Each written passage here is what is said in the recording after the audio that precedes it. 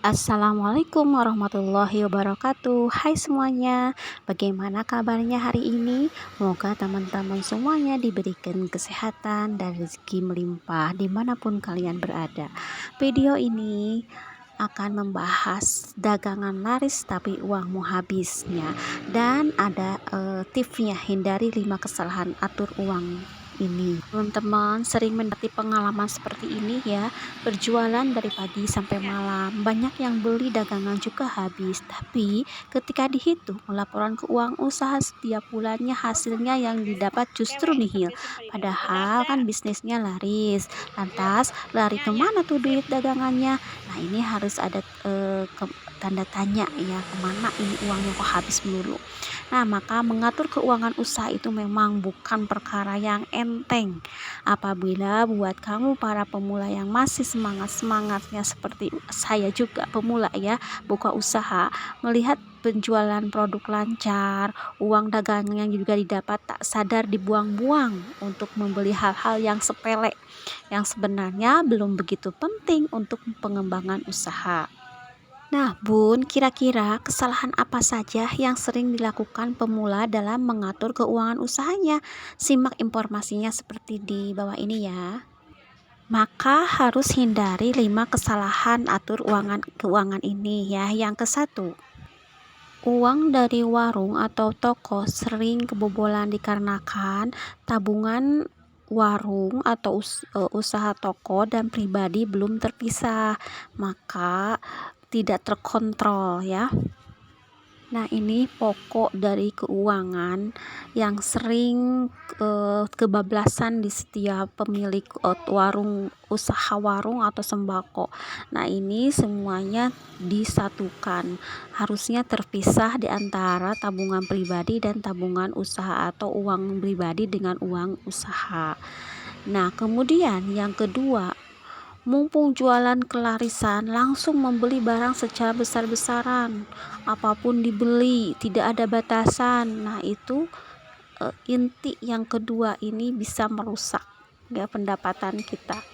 Ini hal-hal yang tidak sepele tapi tidak boleh dilakukan. Ketika memulai bisnis baru, bisa dimengerti kalau kamu ingin semua barang baru yang dapat menunjang usaha. Namun, ini yang biasa dilakukan para pebisnis pemula. Akibatnya, uang modal akan tersedot habis untuk berbelanja. Maka, hindarilah berbelanja barang secara besar-besaran. Seharusnya bertahap aja, sekemampuan kita ya. Yang seharusnya diperbesar itu barang, jangan alat-alat ataupun belanja yang lainnya.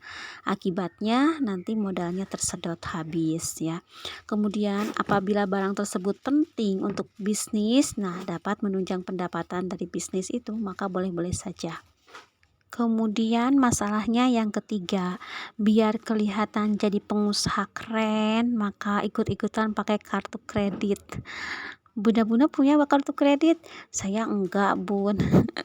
Nggak punya, takut kebablasan.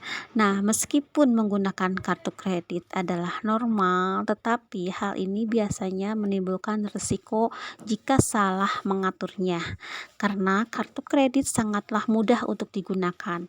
Banyak pemilik bisnis atau pengusaha baru gagal melihat bahwa mereka melakukan pengeluaran tanpa batas dan menimbulkan biaya atau bunga setiap kali menggunakannya. Nah, itulah bahaya dari kartu kredit ya.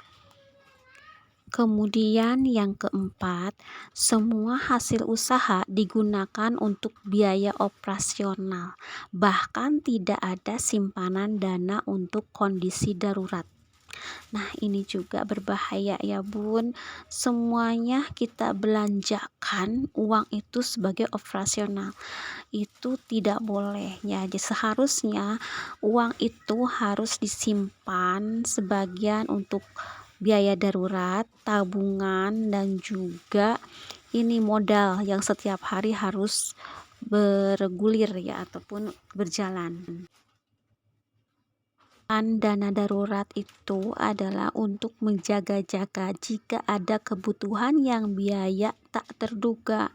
Nah, kita siapa tahu kedepannya ada sakit atau keperluan yang mendesak, maka bisalah memakai biaya darurat. Sebagian lagi kan yang ketiga itu uangnya harus disimpan, kemudian ditabungkan dan juga ada biaya darurat. Sebelum melanjutkan tip 5 kesalahan atur keuangan di warung sembako, ini background videonya. Saya ini sehari-hari habis dari pasar ya, tadi grosir sembako, dan saya belanja sendiri pakai motor bolak-balik karena pakai motor ya nggak bisa sekaligus karena banyaknya. Ini setiap harinya belanja itu sekitar 1,5 sampai 2 juta, dikarenakan kan sekarang bahan-bahan ataupun barang-barang pada naik ya. Misalnya itu beras sekarang lagi naik lagi melambung ya. Satu karung itu isi 25 kilo seharga paling rendah itu 300.000 itu.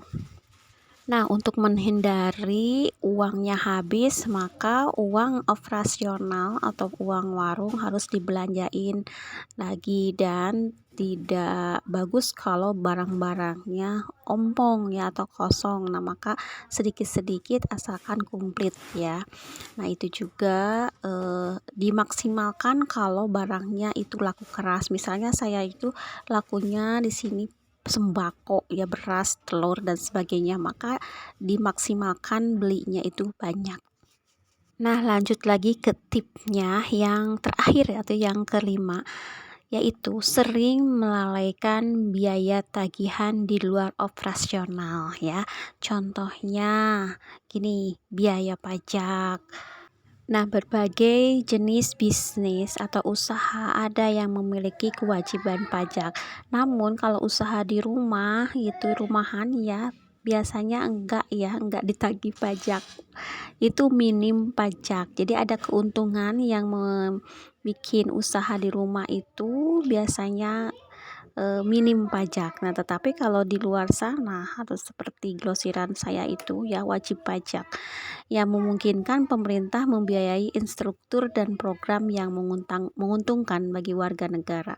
Nah, sebagai wirausaha atau perusahaan mandiri, nah juga harus melakukan pembayaran pajak sehingga usahamu tidak terjebak dengan tagihan-tagihan pajak besar setiap bulannya, dan menghitungkannya secara akurat untuk membutuhkan waktu dan usaha. Nah, jadi intinya yang kelima itu jangan melalaikan biaya tagihan di luar operasional ya. Nah, itulah yang kelima tip-tip kesalahan atur keuangan pendapatan di usaha kita. Nah, itulah ya, agar keuangan usahamu dalam kondisi yang sehat, sebelum menghabiskan dana usaha, sebaiknya pilih terlebih dahulu pendapatan yang diperoleh, agar tidak semua dana terkuras untuk hal-hal yang tidak diperlu dibeli. Itu ya. Nah, itulah ya 5 tip kesalahan mengatur keuangan dari saya. Moga bermanfaat dan jangan lupa like and comment juga subscribe. Assalamualaikum warahmatullahi wabarakatuh.